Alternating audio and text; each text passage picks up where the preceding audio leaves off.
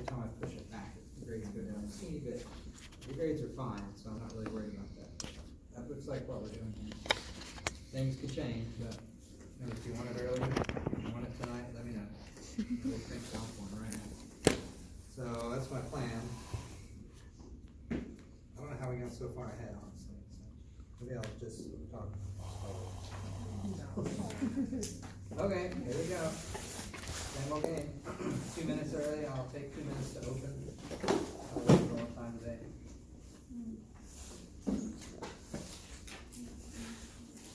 There's not much left of this, honestly. You can draw a few pictures. It takes some time to do that. Jackie, did you laminate those? It's tape. I laminated tape. Did we do this I haven't last time, laminated. like 5 days ago? I laminated with tape before. Mine up at like, you're going to laminate one stuff. I bought one and I have these and so I tried to make it. Did you get it off Amazon? I have one off Amazon too. I think we're here.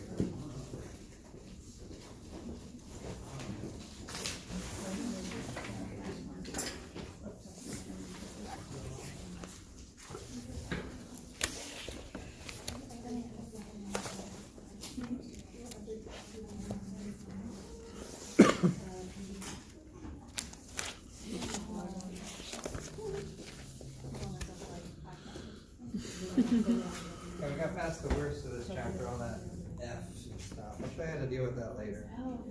Well, let me show you how to deal with that now. How about that? We haven't quite finished this blood pressure thing, but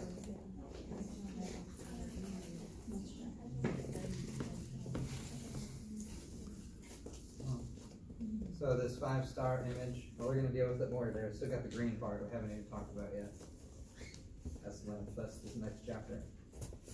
It's kind of stuffed in the middle here. So remember, we're going to take these major parts. I'll just circle them all off here. The main players.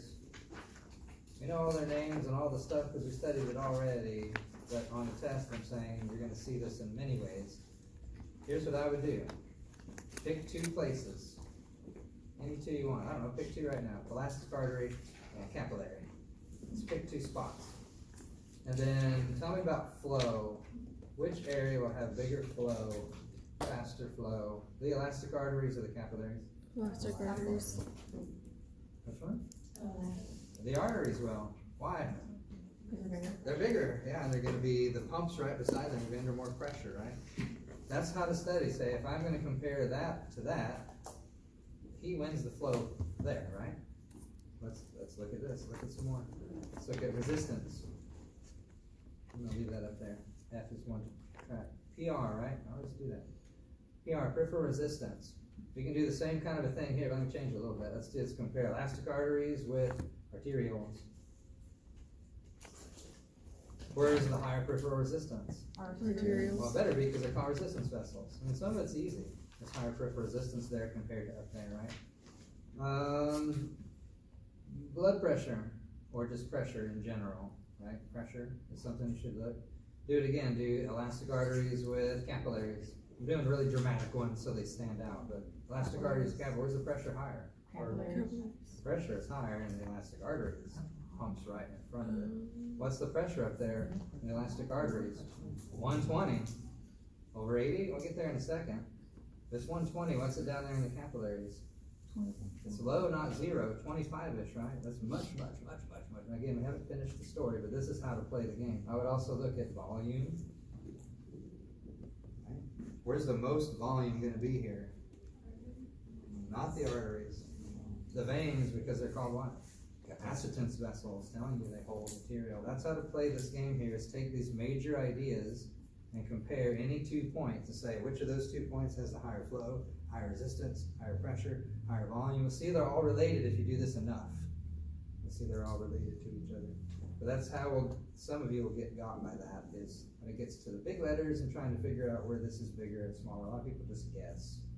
So definitely know all the little tiny parts we went through, but know it using these F's and VPs and all this stuff. We need to finish the VP right now.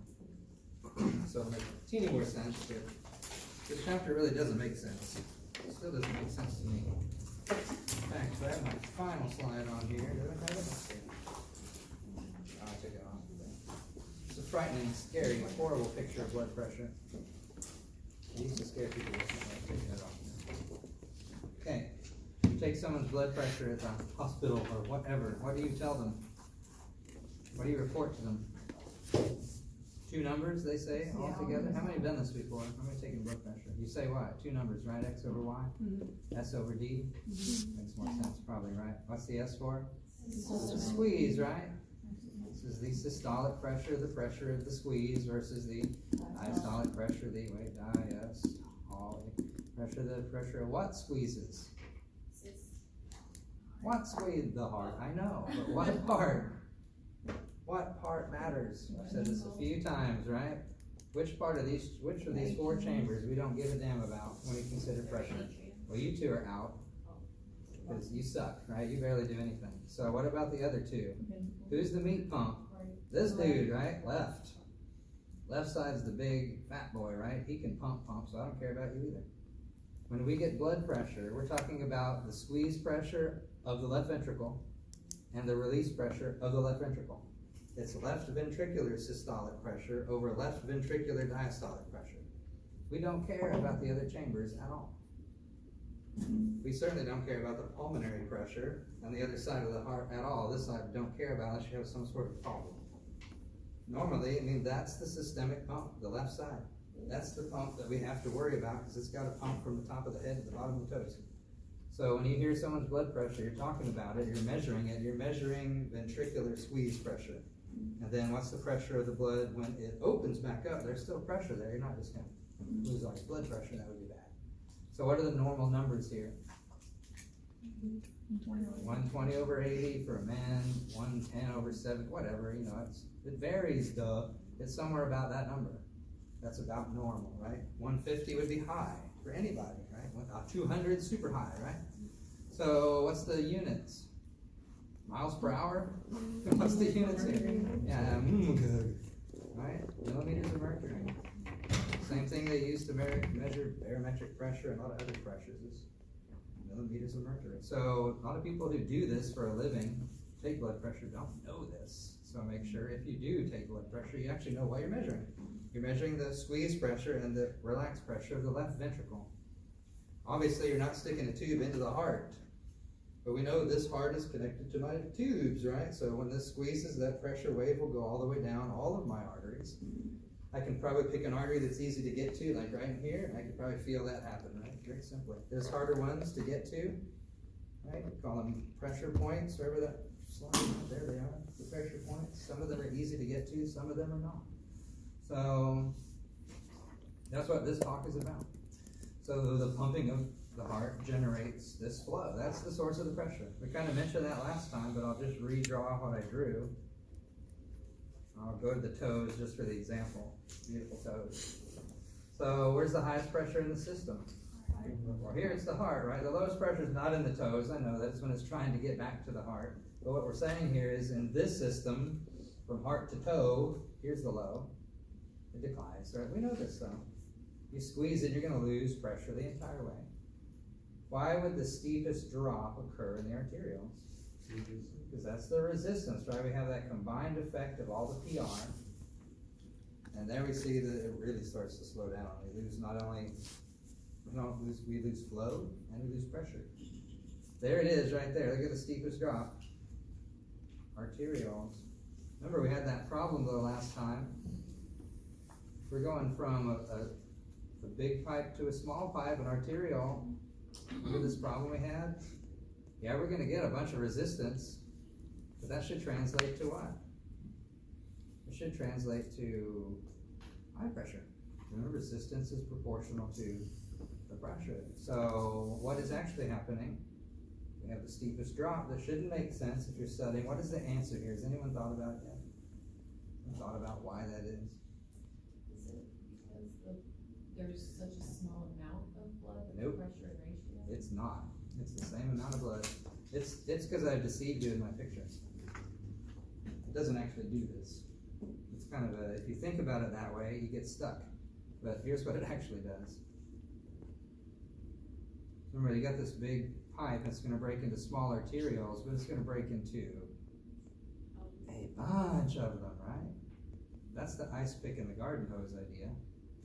Even though each individual tube maybe has a slight increase of pressure, overall, since there's so many little branches, it's like putting an ice pick through the garden hose. You just have leaks and you have no pressure. So think about that. It's not like you're forcing all this blood into a single tube. You're forcing it into lots and lots and lots and lots and lots of little tiny tubes, and you're relieving the pressure. I'm not gonna ask you about that. But if you can figure that out, then that, you know, you're on track to something. But that's why you need to know arterioles are where we have the largest drop in pressure. But that's why, so we have a bunch of tubes that are branching off from the main tubes. It doesn't make sense at first. If you try to think it's all forcing itself into one, it doesn't work out. Okay. That's really for the deep thoughters. What else do I see? What's the pressure in the capillaries? Low, but not zero, right? About what, 25-ish? Yeah, these are things I'm repeating to you because you'll probably see them somewhere. Contest. When you make it back to the heart, what did I say the pressure was? When you're back in the vena cava, I said you barely made it back because the blood pressure was what? Nothing. I mean, you cannot tell, you cannot feel the influence of the left ventricle when you're in the vena cava. The pressure's been gone. I mean, you pumped and you felt it in the arterial side, but when you went into those capillaries, it already was plummeting. Remember, there's no pump down in the foot. So it barely dribbles back in to the heart when it comes back. Zero pressure. So we need to go from 120, there it is at the top, 120 systolic, diastolic. We're not going to worry about mean pressure, you just average them, but we're not going to worry about that. They all become the same number at some point. Okay, there's how to see highlights of that and relate it to what we did earlier. Okay. And it says other things too. Pressure results when flow is opposed by resistance. We've kind of mentioned it and did the little alphas and 1 over alphas. That part needs studying. Do it as you can do it. Do it more if you can. Okay. Yeah. Systolic pressure during ventricular left contraction. Diastolic pressure, lowest level arterial pressure during left ventricular relaxation. That's it. Just put the L in there to make sure we know. We don't even care about the pulmonary circuit. We're talking about blood pressure at the doctor office. Okay, we're not going to ever ask pulse pressure, so hey, you just do a little subtraction. I know you can subtract numbers, that's okay. Got it. Okay, cap, again, low, but not zero. There's the range, I just say it's about 25-ish, somewhere around there. Low, not zero. Why? Well, the things we talked about that blow apart. We want some pressure. I've made that point. Low, not zero. We want some pressure. So imagine a little capillary bed. I usually draw them like this, just to show a capillary bed. I'm going to do that a few more times in here. A little capillary bed. Like Bob Ross painted. Happy little capillary bed. So arterial, crossover venule side, right? Just to show which way it's going. You want to do what in the capillaries? What is their whole point? Exchange. So, I mean, you need to push stuff out. I'm going to draw this picture again in a little while, but it'll be more colorful and bigger. But that's the idea, is I'm pushing arteriolar blood in. I know I've just slowed it way down. And the fact that I just depressurized it a whole bunch coming in that arterial, which is what I want, slow down. Coming into town, slow down. Depressurize. Keep a little pressure so I can do some exchange. Okay. But then on the other side, we got a problem. We got to get all the way back to the heart. We have very little pressure left. We talked about how to do that, kind of fidget around and breathe and those kinds of things will get that blood back up. Okay, I think we were putting it with what we learned last time. This one takes some studying before it gets down. The stuff that's leaking out, it's exuding from the tissue, exuding coming out of, is called exudate. We're going to deal with that in the lymphatic chapter. We have to deal with the exudate. You don't want that exudate just sitting there forever. If it gets stagnant and bugs will start growing in it. Microbes. So we'll deal with the exudate in a moment. I think we got this. Venous, remember, it's already low. And it barely changes. Once it comes out of the cap side, it's already low. It's not zero still. And then it steadily drops until it gets to about nothing. Okay, I think this 5-year-old could probably figure this out. You know, blood pressure is coordinated by lots of things. If it was just coordinated by one thing, I would probably all be dead now. Lots and lots and lots and lots of, if I had that horrible scary picture, I'd show it to you. How much each of these things and more contributes to it. Don't try to figure it all out. You'll be here forever. So we're hitting the highlights here. We've already hit some of them under pressure. Vasomotor center, vessel motion. It's in the same place the cardiovascular center was in the MO brainstem. Another reason, again, don't do heroin. Turns off the medulla, that's what heroin does. Turn off the heroin, can't breathe, or too much heroin, turn off the MO, can't breathe, can't heartbeat, can't blood pressure, drop dead. Right? It's a peaceful death, but you drop dead. So sympathetics make sense. These are things we've already heard of. I'm getting to the meat in a minute. But we've heard these things before. Brainstem would be where we have this vasomotor center. Okay, nothing very exciting. I'm looking for these words here. Baro and chemoreceptors. There's going to be something new probably. I've heard this other stuff before. I bet. What's baro mean? I just used it as a root. Barometer. What's a barometer measure? That's a thermometer. Close. No one else knows either, so laugh at them too. Yeah, it's a pressure thing, right? A barometer to measure air pressure. Baro, barometric chamber, pressure chamber. Baro always means pressure. Baroreceptor. Pressure receptor, literally. Okay, you have them, that's the note. You gotta tell what they're detecting, but I guess it's pressure, right? That one's pretty easy to deal with. Chemo, what are they detecting? Chemicals. What kind of chemicals? Acids and CO2. There's the winner. If you're looking to get an A on this test and the respiratory test, there's the answers. Acids and CO2. It is not oxygen. The respiratory system and this heart system, they do not care about oxygen. I think they do, but they don't. I'm going to show you the chemistry in a minute. But the chemoreceptors are looking for acids or CO2. We're going to find out in a minute it's the same thing. Okay, so we've got, well, if you're a heart, where is really, really high pressure?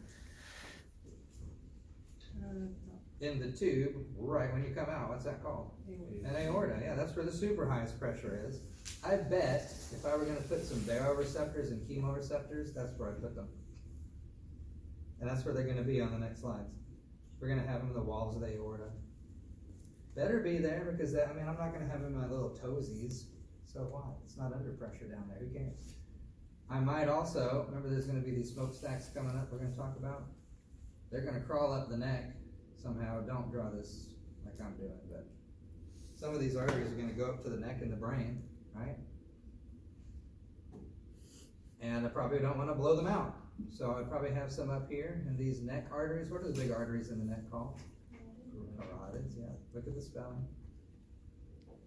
Carotid artery. It's like carrot without a second R.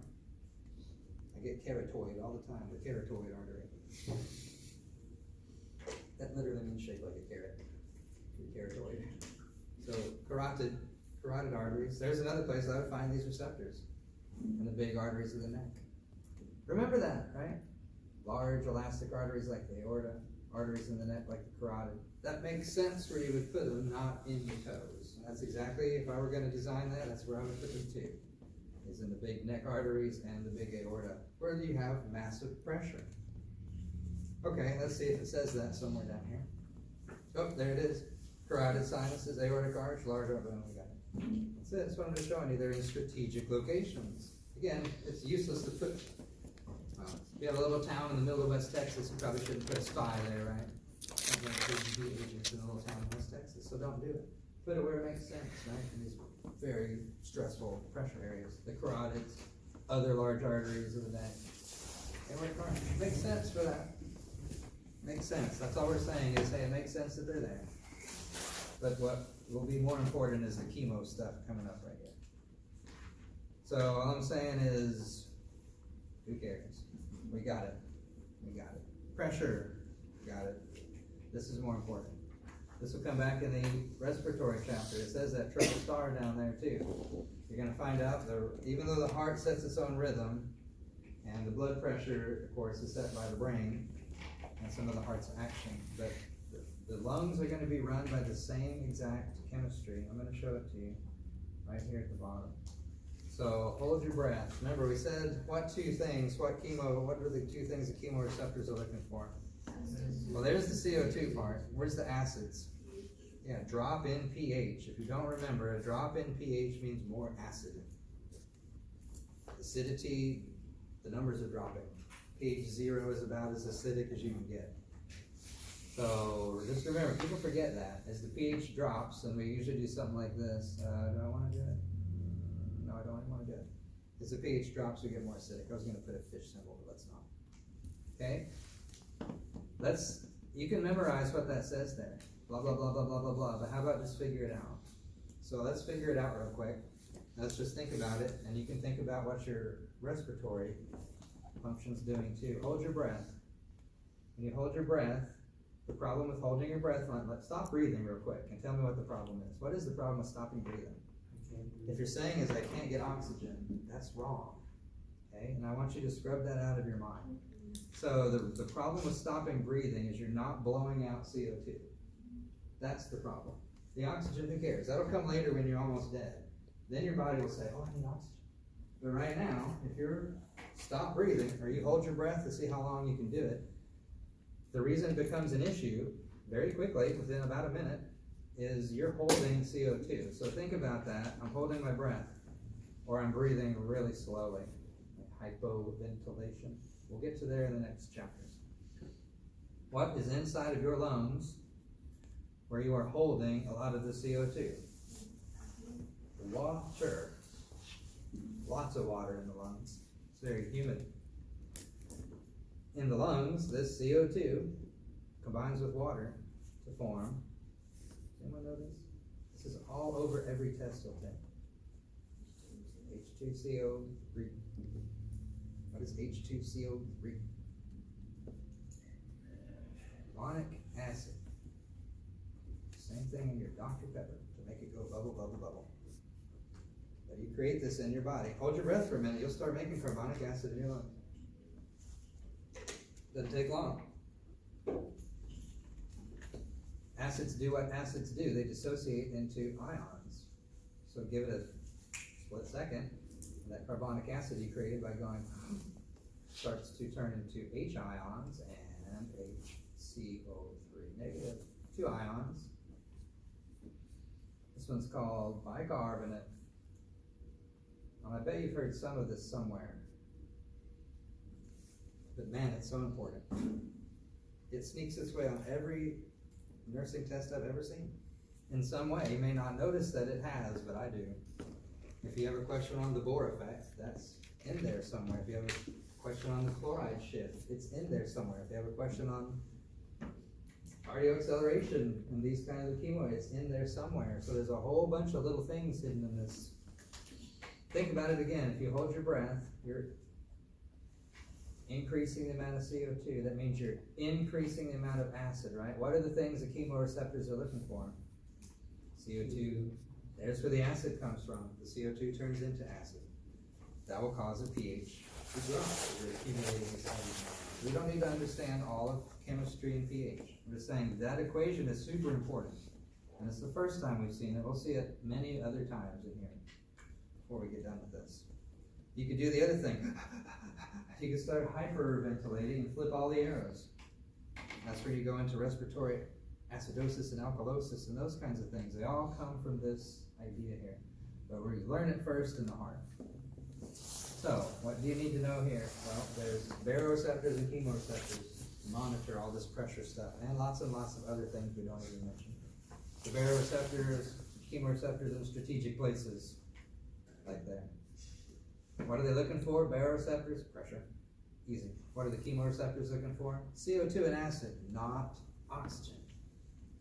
I know here you don't make that mistake, but on the respiratory test, that's what people put, oxygen. It's not true. Oxygen doesn't play a role until you're almost dead. And then it will become a good thing. Okay, I think we got it. That equation is really important to have. You'll see it a few more times in here. Eventually it'll click. If it's already clicked, then good. Remember that RAA pathway, vasopressin stuff? We already did that. We already took a test on that. We know that regulates blood pressure. We already talked about that. You wrote an essay on it for that reason. So we don't have to do it again. We know that some of these hormones cause blood pressure changes. I'll just say, duh, been there, done that. Hey, guess what? Been there, done that too. Actually, we haven't, but we're gonna be there later. So, I'm not doing it now. We'll get back to how the kidney controls blood pressure. Some of it is from the renin and so on and so on, but there are other ways we'll get to later. Okay, the thing with ADH. So yeah, you're a nurse, you're probably gonna take things like vital signs and pulse and things like that. I mean, those are just simple little, everyone knows what those things mean, I think. Radial pulse, of course, the radial artery. Wrist, right? It's very easy. People don't get embarrassed when they show their wrist. They don't have to take any clothes off. Most people, their wrist is exposed already. It doesn't hurt when you use the wrist anyway. It's easy to stick your arm out, and that's why most people take vital signs and pulse pressures and things. It's something to do with the arm. It's very easy to get to. That's why they use it. But there are other places. You can go to any of those spots if you need a spot.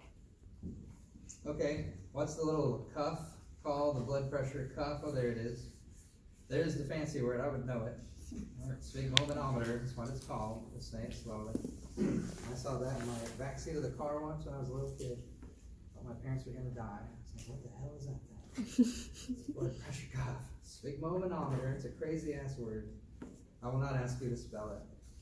So don't worry about that. But that's what it's called. I bet half the doctors don't know. Check them out, quiz them, see if they know what it's called. They'll call it the cuff. How do you use it? Yeah, tell me how those are done. You wrap it around the radial artery. Where's that? Well, you can put it right up here, right? Somewhere. You can find it. It's in there. Yeah, you can use a brachial artery. You can use. I mean, you can try it here if you want. It's a little awkward. Most people do it at the. There's no English word for what that's called. The crook and what do you call that? I know it's elbow. There's no name for this thing right here. Maybe antebrachium's the closest thing you can get. That little notch, there's no English word for it. There's a lot of things that run through there, arteries and veins and nerves. So you put that little doohickey on there, right? It's got a little squeezy thing. How far do you squeezy it? How far? Well, what's the normal pressure? Yeah, so what's the normal pressure in a person? Okay, so you would probably want to go over 120. We know that much. We want to go over this high number. Why? What are we trying to do here? What are we squeezing? Yeah, what are we trying to do to it? We're trying to flatten it. That's what we're trying to do. We're trying to take the artery and flatten it so there's no blood flowing through it. That's what you're literally doing. If you pump that up to 300, yeah, exactly. Someone's like, you can't. No, there's supposed to be valves, so you can't. If you pump it to 300, you'll squish it so flat it won't come back open. You got problems like a lawsuit. So there's reasons why kids shouldn't play with these things. But you should definitely go over what you think their pressure is. If it's a big old person and you think their thing's going to be 150 or 200, you may want to start up there, right? Start at 200, pump it up to 200. I don't know. Every hospital has their own little way of telling you. But what you're trying to do is collapse the artery. You're trying to squish it. And then what do you do? After you squish it down, what do you do? There it goes. Yeah, you take a stethoscope, right? You listen, and you should release that pressure slowly. So we go above whatever it is. I don't know, above 120. 200 sometimes you go up there. You got to get above that pressure so you can close the hose. And then drop it slowly. You're going to hear sound. Remember, we just squeezed that artery shut. At some point, if we're going to release the pressure, we're going to get some blood to flow through. And when it first starts to spurt through, because we just had it shut, when you open it, just starts to spurt through, you'll hear a sound. This is called a sound of Korotkoff. It's not a pulse. It's called the sound of Korotkoff. And it's a pressure wave. It's that first blood spurting through there.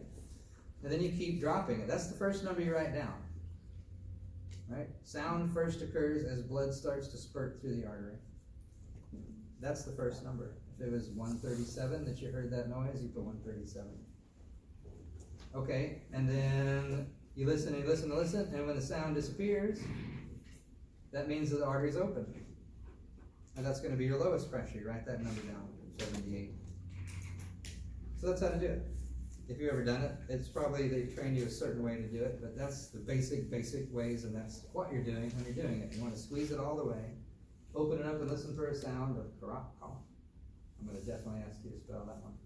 And then when you don't hear the sound anymore, it means the artery's open, and that's our low pressure. Okay, we're not actually gonna do it, but I will definitely ask you that K word, and lots of people miss it. They put lub dub. What's a lub dub? What causes the lub dub? Closing of the valves, right? Not the chambers necessarily, but the valves as a result of the chambers. So the lub dub is the doors shutting. The sounds of crop cough is that pulse wave, the blood rushing through the artery as it squirts down the tube. Okay, don't confuse the two. A lot of people do. They'll put lub dub on that question, and they're supposed to put crop cough. Okay, we got it. I think we know this too. Go jump around and gain 400 pounds and turn different gender, and your blood pressure will change, right? It's just part of the deal. I can't ask you anything about that. I can't. It changes, so can't talk. Hypo, of course, too low. They're giving these numbers. I bet there's no standard, but we're gonna learn what it says. The top number below 100. That's actually pretty good. I mean, if you can, most of us in here probably have high pressure. You're hypertensive probably. But this is, I mean, if you want to live long, cut your carbs in half and drop your blood pressure. That'll be a good start. Okay. Low blood pressure. You don't want too low. That could lead to a problem, but hey, low pressure is good. You're in the middle of the night, get up and go pee, and get dizzy when you stand up real quick. Put your hand on the wall. Oh, what happened? That's orthostasis. Okay, you went from some sort of flat position to standing up real quick. Orthostatic hypotension. Temporary low drop. You got up real quick and your blood didn't stand up with you. It took a little while. Whoa. You get dizzy. You might pass out sometimes. So I always wondered when I was in school that, I know it's weird looking, but there's a giraffe, right? Think about a giraffe. They do that to drink, don't they? They go all the way down. When they come back up real quick, that's like 20 feet they go through. And I asked the teacher, I was like, why don't giraffes pass out every time they get up from a drink? They actually have special things in their neck to stop that from happening, or they would pass out every single time they stood up that quickly. Probably was true of the dinosaurs as well. They probably had some sort of system to stop this, or they'd be all standing up and passing out every time. It'd be hilarious, but they'd be all eaten by some kind of animal. So that's why they don't. You still don't, because we're not as tall as a giraffe, so we still fall over sometimes when they have this orthostasis hypotension event. Lots and lots. I said it's okay to have low, but if it's too low for too long and nobody knows why, it's probably something is a problem. I don't care about why. We don't do the whys anymore. We used to talk about all these diseases in the endocrine chapter. It made the chapter much more difficult. We kicked it all out almost. We don't even mention diabetes really. So yeah, acute hypotension, right? A super crash of blood pressure. This is the bells and whistles in the ER shows when the blood pressure just drops all of a sudden, boom. Something's going on bad. Maybe you're bleeding out inside. Maybe your heart stopped. Could be anything and then a few more things. So if the hypertension is immediate, when it's not, I mean, if you're in a car wreck, you should be hypertensive. You should be scared and heart beating fast, especially if you're in the ER and shock or trauma. I should say trauma. But if you go into some kind of shock event, shock literally means drop of blood pressure. In this sense, when you talk about someone's shocked, their blood pressure is dropping. If it goes really quick, you got to fix it now, or this person's dead. They're not moving blood. Okay, I would be aware of those three types. They're easy, but I'd be aware of them. Okay, hypers, most of us probably. Either one or both. It could be either or. I've heard some people say they have to have both. Some people say it's the top. Some say it's, I've heard all of the above. So I don't know what it is anymore.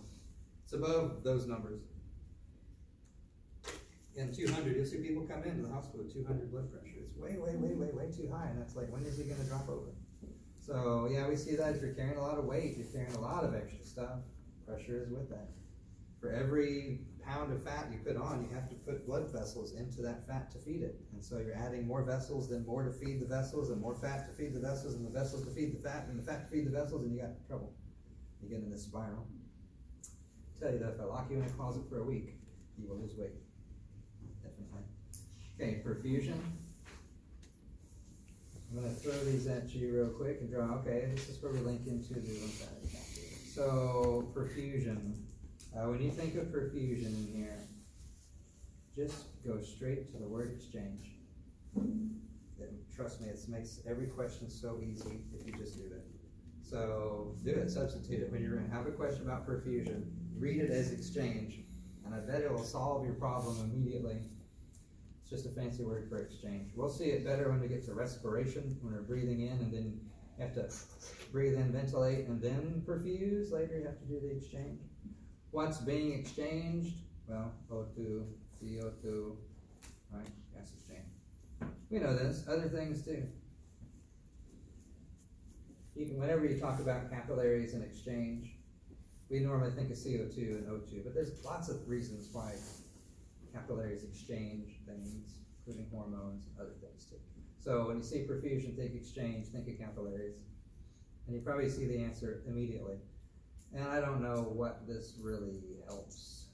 I don't know if that helps. It's a true statement, but okay, fine. Yeah, if it's too fast, you don't have good exchange. If it's too slow, you don't have good exchange. You want the right flow for the right exchange, but I think that makes sense.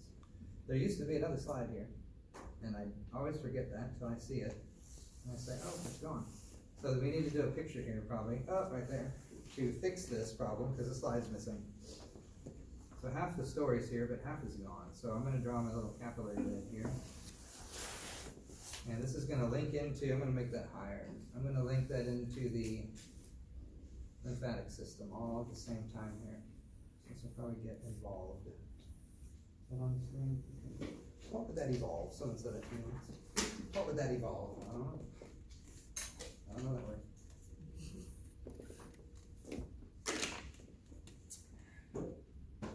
Okay, let's make some true beds, but like, that's the best I can do.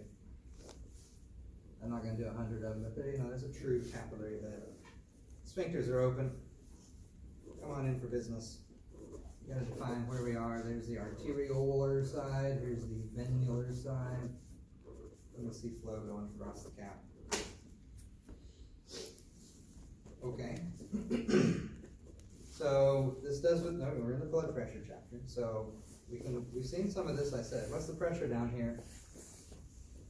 What's the pressure in the caps? As long as this isn't lung stuff, what's the pressure here? 20. Low, not zero, right? 20. 20-ish. Low, not zero. So why do we want it not high? If it's high, we're blowing out, right? Why do we want it? We don't want it zero. Why not? Because we don't have an exchange. So we need something flowing across. We need slow motion, low pressure, low flow. Okay, fine. So let's give it. On the arteriolar end, we can explain the flow very easily because there's a heart over there somewhere. And it's providing the push.